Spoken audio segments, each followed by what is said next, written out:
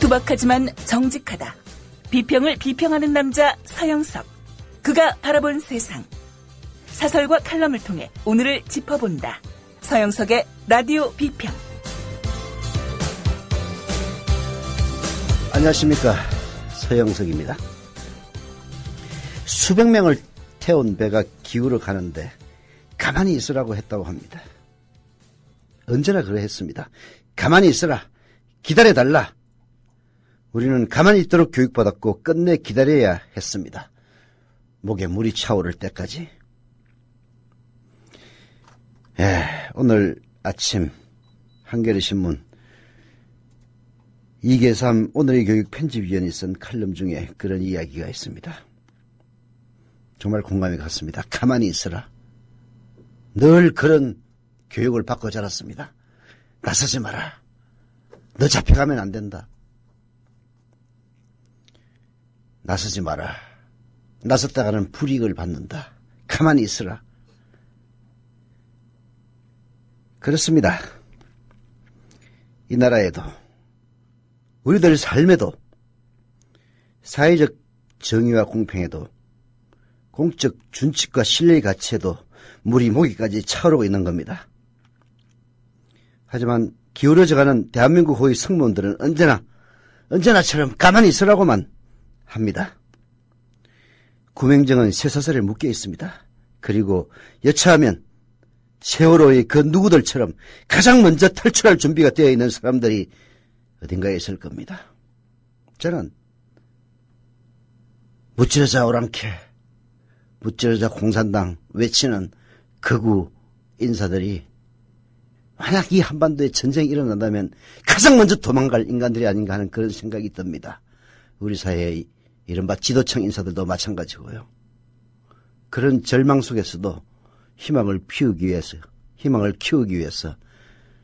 노력합니다. 라디오 비평 시작합니다. 함께하고 계신 방송은 정치평론가 서영석 미디어 협동조합 이사장이 진행하는 라디오 비평입니다. 지상철 조합원 신청 광고입니다. 강화대교 앞에서 개념 부부가 만드는 개념 곰탕, 연지연 곰탕. 연지연이란 가마솥의 장작불로 온종일 구워내는 곰탕을 서로 나누어 이어지는 인연이란 뜻입니다. 연지연 곰탕이 민주주의를 열망하는 조합원 여러분과 국민의 건강을 책임지겠습니다. 곰탕 포장 판매는 한 팩 800g에 7,000원이며 7팩 이상은 무료 배송으로 드립니다. 연지연 곰탕은 강화대교 입구에 위치해 있습니다. 단체 주문 예약 및 포장 주문 전화번호는 010-7252-1114, 010-7252-1114, 031-989-9968. 조합원 단체 예약은 10% 할인해드립니다.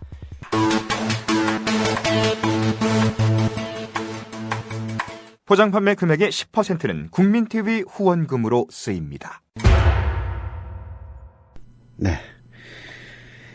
이런 간첩 조작 사건이 일어나도 국정원장 책임지지도 않고 은행에서 수천억 원대 불법 대출이 일어나도 개인정보가 줄줄 새도 은행장도 금융감독위원장도 부처장관도 책임을 지지 않는 이런 것들이 모두 대한민국을 지배하고 있는 현실입니다.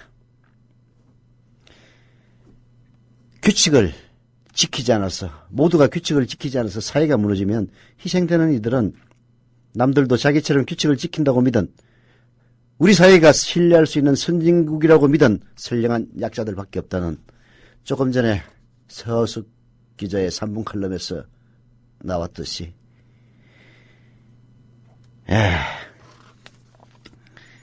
이런 인간들이 지배하는 이 대한민국 참 뿌리 깊게 병들어 있습니다. 서숙 기자의 얘기처럼 어떤 사회도 적으로 인해 무너지지는 않습니다. 스스로 무너지는 겁니다. 사회 기강을 흔들어 놓아서 국민을 보호할 기본 시스템조차 무너뜨릴 정도라면 차라리 이쯤에서 대한민국을 책임질 능력이 없다고 물러서는 게 더 큰 희생을 막는 길이 아니냐는 얘기에도 공감을 하는 바입니다. 사태가 이토록 악화되도록 만든 그 주범은 바로 언론이라고 볼 수가 있습니다. 오늘 장행훈 언론광장 공동대표가 한겨레신문에 기고한 스노든 보도 퓰리츠상과 한국 언론의 현실. 우리 한국 언론의 현실이야말로 시궁창이고 그런 시스템의 붕괴를 바로 밑에서부터 갉아먹는 암적인 암덩어리, 무찔러야 할 원수가 아닌가 생각됩니다. 퓰리처상 선정위원회가 14일 미국의 워싱턴 포스트와 영국의 가디안 두 신문을 금년도 퓰리처상 수상자로 선정했다. 미국 국가안보국이 동맹, 적대국을 가리지 않고 수십 개국의 민간인과 정치인, 기업인의 통화, 이메일을 감청하고 있다는 에드워드 스노든의 고발을 보도함으로써 미국 정보기관이 인권을 침범하는 불법 행위를 자행하고 있다는 것을 전 세계에 알리고 경고한 두 신문의 보도가 긍정적 효과를 거뒀다고 판단한 것이다. 스노든을 조국의 배반자로서 배관시하던 미국인의 평가가 많이 달라졌다는 징조다. 미국의 민주주의를 위해 좋은 전조인 것 같다. 하지만 한국은 정반대입니다. 지금 스노든 보도와는 성격이 전혀 다른 보도 문제에 직면했습니다. 조선일보의 최동욱 전 검찰총장 혼외자 의혹 보도 문제입니다. 최동욱 전 총장의 혼외자 보도는 전혀 격이 다르죠. 문제의 11살짜리 아동이 실제로 최 총장의 혼외자인지 아직 판명되지는 않았습니다. 설사 그렇게 밝혀진다 해도 최 총장의 직무와는 전혀 관계가 없습니다. 최 총장을 자리에서 몰아내려는 사람들이 덜쳐낸 존재일 뿐입니다. 박근혜 후보의 대선에 국정원이 불법 개입했던 것이 바로 직접적인 원인이었습니다. 그래서 진보 언론이나 시민사회에서는 최 총장의 혼외자 의혹을 보도한 조선일보를 비난했다. 최 총장을 찍어내려고 보도했다는 것이 중론이다. 조선은 보도 이후 최 총장은 자리를 그만두게 된다. 그의 사임 이후 최 총장이 만든 국정원 대선 개입 수사팀은 제대로 기능을 하지 못하고 있다. 카톨릭 사제단이나 개신교, 불교 신도들이 불법 선거를 규탄하며 박근혜 대통령의 사퇴를 주장하고 있지만 대중적인 호응은 약하다. 텔레비전을 정부가 장악하고 있기 때문이다. 혼외자 의혹에 대한 여론의 반발이 주춤해지자 조선은 혼외자 보도에 대한 공을 내세우기 시작한다. 기가 막힌 일이죠. 텔레비전을 정부가 장악한 결과 최 총장을 찍어내리는, 최 총장이 박근혜 정통성을 훼손하는 국정원의 대선 개입을 선거법 위반으로 기소했던, 그 최 총장을 찍어내려 했던 그러한 진실들이 텔레비전의 왜곡 보도, 외면으로 인해서 여론이 주춤해지자 이제 조선일보는 자기가 특종 보도했다고 날뛰기 시작하는 겁니다. 지난 3월 26일 신문협회는요, 일간지들의 사주들이 모인답니다. 신문협회는 최동욱 총장 혼외자 보도에 대해 압박을 이겨낸 모범 보도라며 한국 신문상을 수여했습니다. 조선은 혼외자 의혹 보도가 탈선 권력에 대한 용기 있는 비판이며 이것이 언론 본령이라고 그렇게, 그야말로 참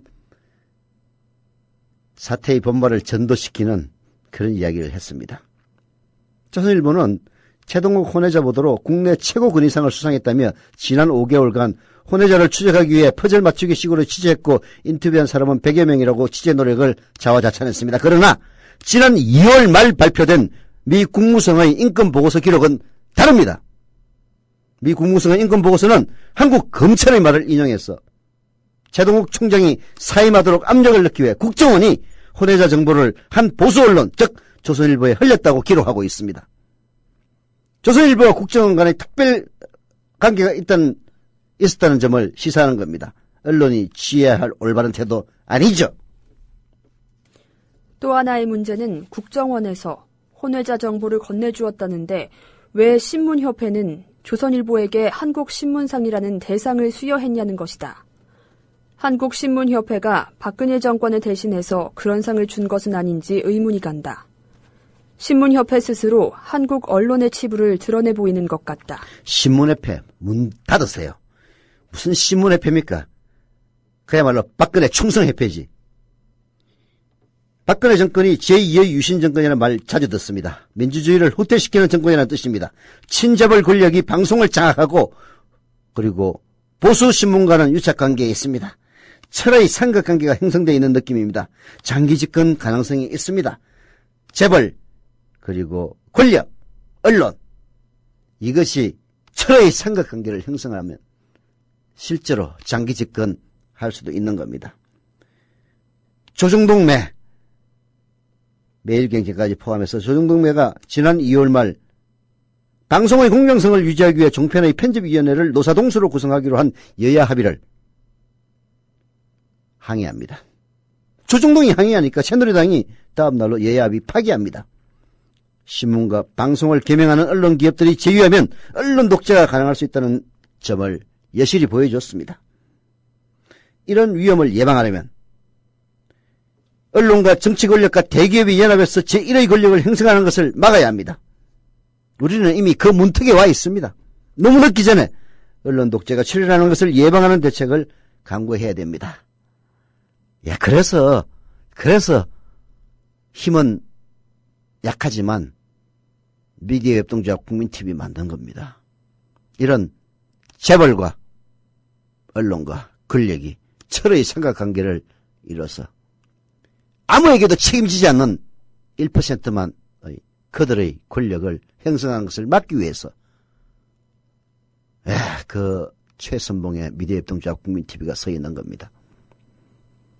지난 4월 1일 뉴스K가 시작되면서 예라와 같은 호응을 받았습니다. 그러나 지금 처음 예상만큼 그렇게 조합원 숫자가 대폭적으로 늘지는 않고 있습니다. 물론 하루에 30-40명씩 꾸준히 늘고 있습니다. 결국은 저희들의 노력이 평가를 받을 거라고 확신합니다. 그 시간을 앞당겨 주십시오. 자본과 권력으로부터 자유로운 진짜 공정언론 국민TV. 조합원이 되고 싶으신 분들은 국민TV 홈페이지 kukmin.tv 국민.tv로 들어오셔서 맨 위에 있는 조합원 가입 신청 클릭하시면 됩니다. 인터넷 사용이 불편하신 분들의 경우에는 미디어협동조합 사무국 02-3144-7737 02-3144-0933으로 전화하시면 0933으로 전화하시면 직접 친절하게 가입시켜드립니다. 이미 출자하신 조합원분들은 CMS 계좌이체 월 사용료 11,000원 이상 CMS 계좌이체 신청 빨리 해주시기를 부탁드리겠습니다. 여보, 국민TV가 개국했는데 월 10,000원씩 내야 하는 조합비 어떻게 내라는 거예요? 그 자동적으로 출금할 수 있도록 하면 되잖아요. CMS 신청해요. 국민.tv 미디어협동조합 홈페이지를 통하면 되는 거죠? 아빠하고 엄마하고 나 모두 다 조합원이잖아요. 그러면 우리 집은 3만 원 내야 해요? 꼭 그렇지는 않아. 가구 전체가 조합원이면 아빠만 대표로 내도 돼. 김용민입니다. 10,000원도 좋습니다. 그러나 자라는 꽃과 나무에 물을 더 주는 심정으로 자발적인 추가 조합비 납입을 해주셔도 감사하겠습니다. 우리의 꿈 아직 진행형이잖아요.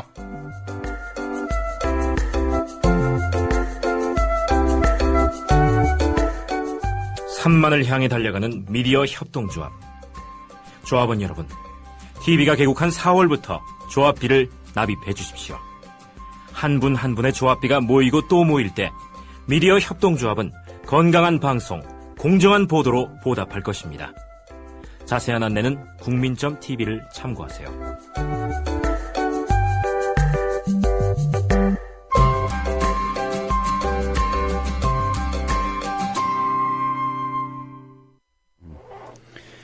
네, 서울 양천구 신정 6동의 세홍자님 조합원가입 감사드립니다. 그리고 세상은 있다님 역시 조합원가입 감사드립니다.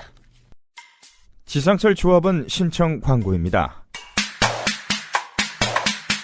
강화대교 앞에서 개념 부부가 만드는 개념 곰탕 연지연 곰탕. 연지연이란 가마솥의 장작불로 온종일 구워내는 곰탕을 서로 나누어 이어지는 인연이란 뜻입니다. 연지연 곰탕이 민주주의를 열망하는 조합원 여러분과 국민의 건강을 책임지겠습니다. 곰탕 포장 판매는 한 팩 800g에 7,000원이며 7팩 이상은 무료 배송으로 드립니다. 연지연 곰탕은 강화대교 입구에 위치해 있습니다. 단체 주문 예약 및 포장 주문 전화번호는 010-7252-1114, 010-7252-1114, 031-989-9968. 조합원 단체 예약은 10% 할인해드립니다.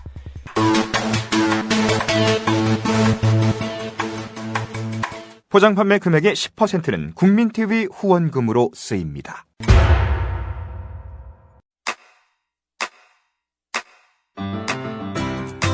국민라디오 지지하는 4가지 방법 아시나요? 다운로드하기, 별점 주기, 댓글 달기, 구독하기. 국민라디오를 보다 많은 이들에게 전할 수 있는 가장 손쉬운 방법. 다운로드하기, 별점 주기, 댓글 달기, 구독하기. 잊지 마세요. 다운로드하기, 별점 주기, 댓글 달기, 구독하기. 자, 요즘 제가 영화 기획자로 변신한 우석훈 박사의 경향신문 연재글 중에서 생태경제 이야기를 자주 읽는데요. 오늘 경향신문의 칼럼 정몽준의 성장, 박원순의 성숙도 참 좋은 칼럼입니다. 네, 소개해드립니다. 최근에 홍난파 가옥을 방문했다. 독일 보네 베토벤 생가는 내가 세계에서 가장 좋아하는 건물이다. 내 삶의 중요한 결정들을 그곳에서 종종 했다. 공직을 그만두고 가난한 자유를 선택한 것도 마침 그곳이었다. 문화재의 경제적 가치에 대한 경제학 분야가 있다. 계산 방식은 다양하지만 결국 시민들이 얼마나 가치를 두느냐에 따라서 경제성도 결정이 된다. 지금 홍난파 가옥은 전쟁터 한가운데에 있다. 바로 옆에서 돈의문 뉴타운 공사가 한창 진행 중이다. 서울에는 지금 2개의 전쟁터가 있습니다. 뉴타운으로 상징되는 도심 주변의 재개발이 그 하나입니다. 그리고 조선조 600년의 문화가 허술하니 녹아있는 궁궐을 어떤 식으로 보존할 것이냐, 아니면 한진그룹의 호텔을 짓게 해줄 것이냐, 그게 또 하나의 전쟁터입니다. 도시 생태라는 표현을 쓸 때 그것은 단순히 자연만을 의미하는 것은 아닙니다. 앞으로 서울에 어떤 식의 도시 생태를 형성할 것이냐, 지금 전쟁이 벌어지고 있는 겁니다. 그 전쟁터의 가운데 서 있는 장수들이 있습니다. 마주보고 달려오는 한쪽은 성장이라는 이름을 갖고 있습니다. 그 선봉장은 정몽준입니다. 익숙한 장수, 익숙한 진법, 새마을운동 이래로 그들은 진격을 멈춘 적이 없습니다. 한반도 대운하가 잠시 섰다가 4대강으로 이름을 바꾸고 다시 추진되듯이 멈춤 없는 필승의 장수들입니다. 그 반대편에는 아무것도 하지 않는다는 욕을 죄다 뒤집어 쓰고 있는 박원순 시장이 있습니다. 박원순이 아무것도 하지 않은 건 아닙니다. 형편되는 대로 서울 성곽을 복원하는 중이고 아현 고가를 철거했습니다.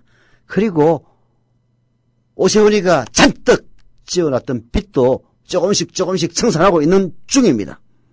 그렇다고 박원순의 노선이 반성장이나 반개발인 것도 아닙니다. 다만 정몽준과는 다른 방식이어서 정몽준의 눈에는 그 변화가 자기 두 눈깔에 보이지 않은 것인지도 모르죠. 홍난파 가옥에서 뉴타운 공사장을 바라보며 가만히 생각을 해보았다. 정몽준이 가고자 하는 길이 성장이라면 박원순이 가고자 하는 길은 성숙이 아닐까 싶다.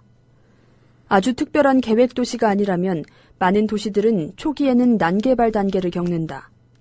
그러다가 물리적 성장이 일정 정도 이루어지면 성숙 단계로 들어간다. 더 많은 건물, 더 많은 도로, 이런 성장의 패러다임이다. 그러나 문화적으로, 생태적으로 그야말로 다양성과 지속 가능성을 추구하는 건 성숙의 단계가 아닐까 싶다. 지금 서울이 가고 있는 길은 도시 단계상 성숙이고 재개발, 재건축 문제 등 익숙한 투기와는 다른 식의 길에서 이런 생기는 파열음은 일종의 성장통이다. 그렇습니다. 이젠 서울시 인구 30년 동안 1,000만 명에서 변하지 않고 있습니다. 이제 더 이상 성장을 추구할 때가 아닙니다. 이제는 도시의 성숙을 논할 때입니다. 박원순의 정책은 바로 성숙을 향해 가고 있는 것이고 성장에서 성숙으로 변하기 위한 성장통을 겪고 있는 겁니다. 이미 몸이 육체적으로 충분히 성숙했음에도 불구하고 계속해서 더 커지고 싶어 한다면 성장이 아니라 오히려 미성숙의 상태에 빠진다는 것이 우석훈 박사의 이야기입니다. 지금 서울은 성장해서 성숙으로 넘어가는 단계인데 여기에 다시 난개발 유혹에 빠지면 도시 자체가 미성숙으로 갈 수가 있습니다. 정몽준, 박원순 두 서울시장 후보에게 부탁드리고 싶은 것은 홍남파의 그 홍파동 가옥에 잠시 서서 성숙한 자본주의, 성숙한 도시, 이런 성숙한 패러다임에 대해서 한 번 더 생각해 보시기를 바란다는 겁니다. 시간이 지나면 작곡가 홍남파의 작은 2층 집은 결국은 눈앞의 아파트 단지들보다도 훨씬 가치가 큰 문화재가 될 겁니다. 예, 우리는 지금 성숙해가는 중입니다. 과거로 회귀하고자 하는 정몽준의 성장에 다시 시민들이 쏘가 넘어가는 일이 있다면 그것도 시민들의 몫이겠죠. 정말 후화무치하고 뻔뻔스럽게 이럴 데 없는 인간들입니다. 봄날이라고 해서 봄날이 아닌 사람들도 참 많이 있는 것 같습니다. 박근혜가 성공하려면 바꿀 사람은 바꿔야 한다는 날카로운 비평, 통쾌한 해석. 여러분은 지금 미디어 협동조합 국민라디오 서영석의 라디오 비평을 함께하고 계십니다. 광고하겠습니다. 예. 이 광고는 대전지역 조합원 밴드 회원들이 후원 신청한 광고입니다. 전국에서 움트고 있는 국민TV, 미디어협동조합 국민TV 지역협의회 태동에 발맞추어서 대전지역에서도 다음 포털 다음에 미디어협동조합 대전지역협의회 카페를 개설하고 조합원 여러분들의 가입을 받고 있다고 합니다. 현재 대전, 세종, 계룡, 금산, 논산, 옥천에 거주하시는 조합원분들은 포털 다음에서 카페 검색으로 국민TV 대전으로 검색하신 뒤에 들어오셔서 가입해 주시면 된다고 합니다. 네, 이 지역에 사는 많은 국민TV 조합원들의 가입을 부탁드리겠습니다.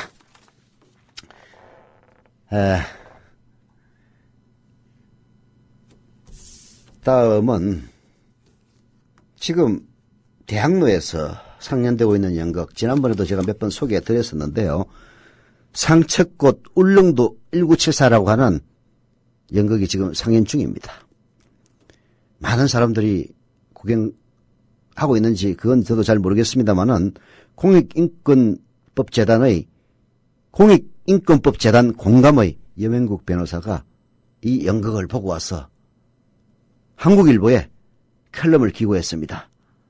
이 상책꽃 울릉도 1974 기막힌 사연 다시 한 번 더 리마인드 해드리겠습니다. 왜 이 시점에 이런 칼럼을 소개해드릴 수밖에 없는 것인지는 결론을 보면 알 수가 있습니다. 지난 주말 대학로에서 연극 상책꽃 울릉도 1974를 보았다. 그 연극은 1974년 유신 정권이 조작한 최대의 간첩사건 중 하나인 울릉도 간첩사건 생존자들의 이야기다.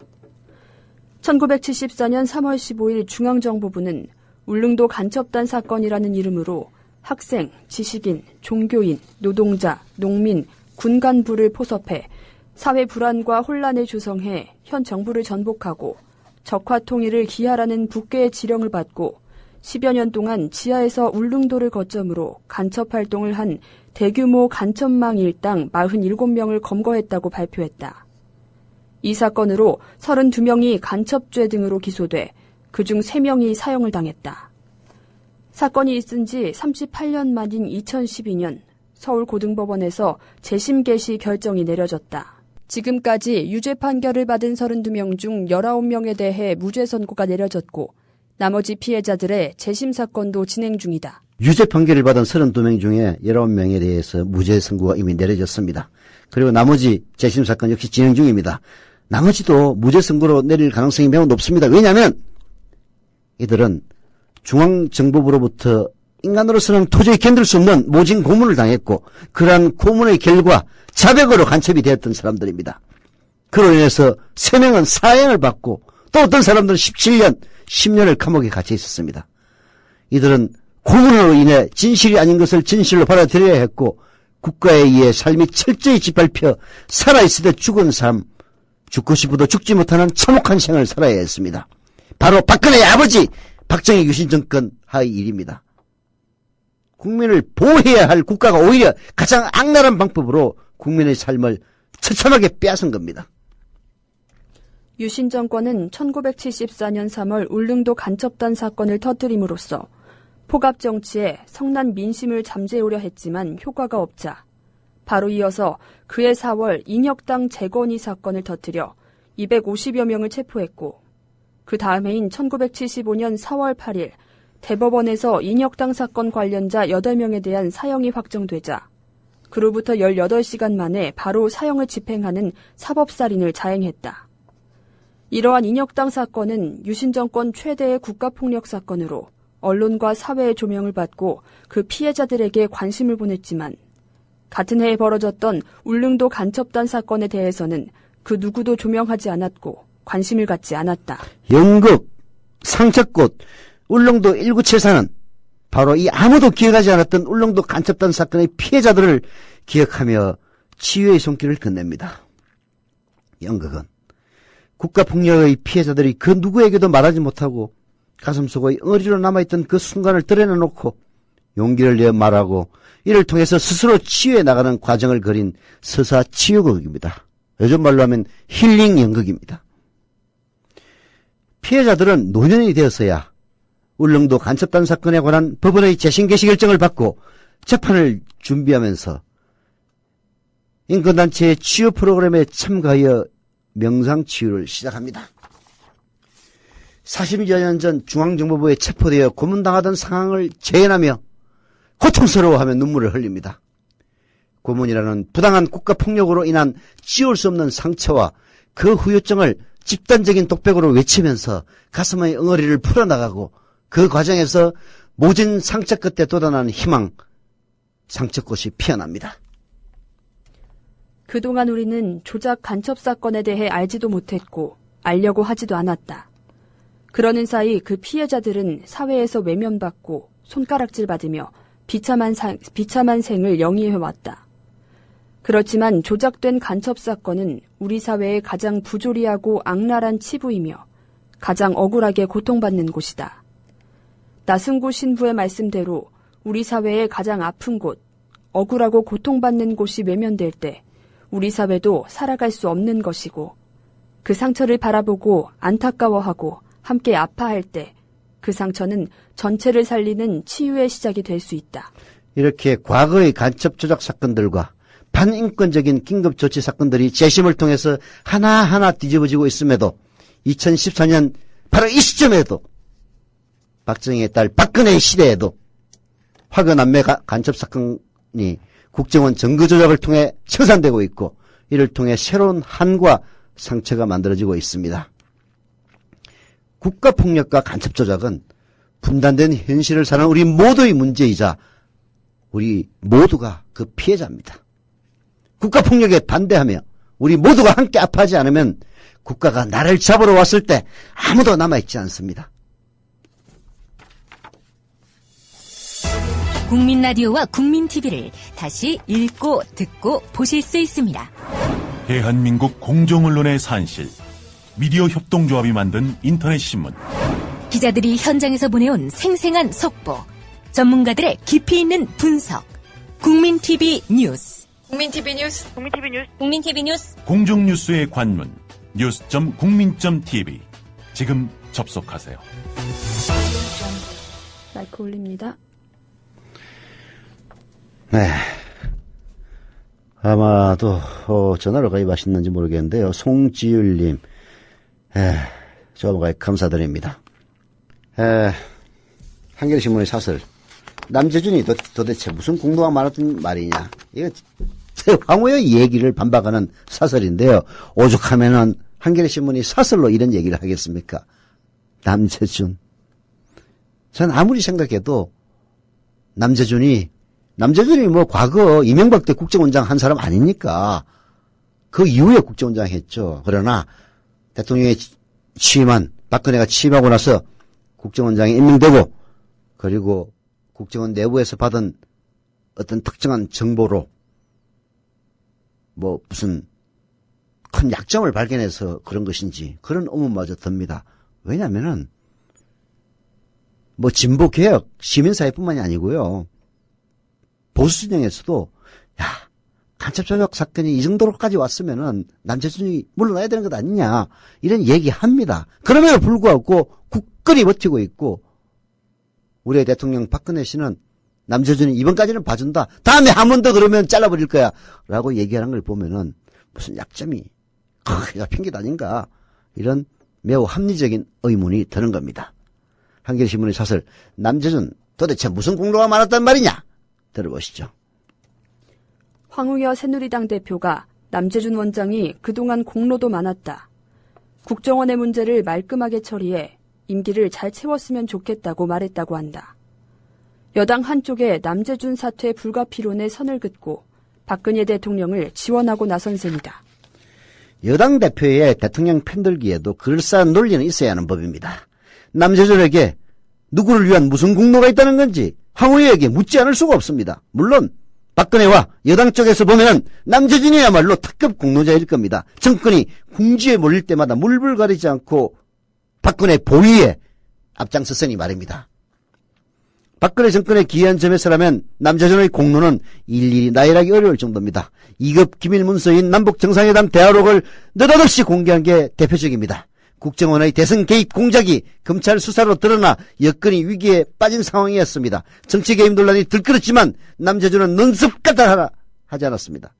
검찰이 대선 댓글 사건을 수사할 때에도 국정원은 출석 불응, 자료 제출 거부, 진술 거부 등 온갖 수사 방해를 남재준이 지휘했습니다. 정권의 귀한 공로로 치자면 남재준이 단연 수은갑인 것은 의심의 여지가 없습니다. 하지만 상식의 눈으로 보자면 얘기가 달라진다. 남재준 원장은 공로는커녕 선량한 시민들을 우롱하고 공분을 불러일으킨 인물이라고 해도 과언이 아니다.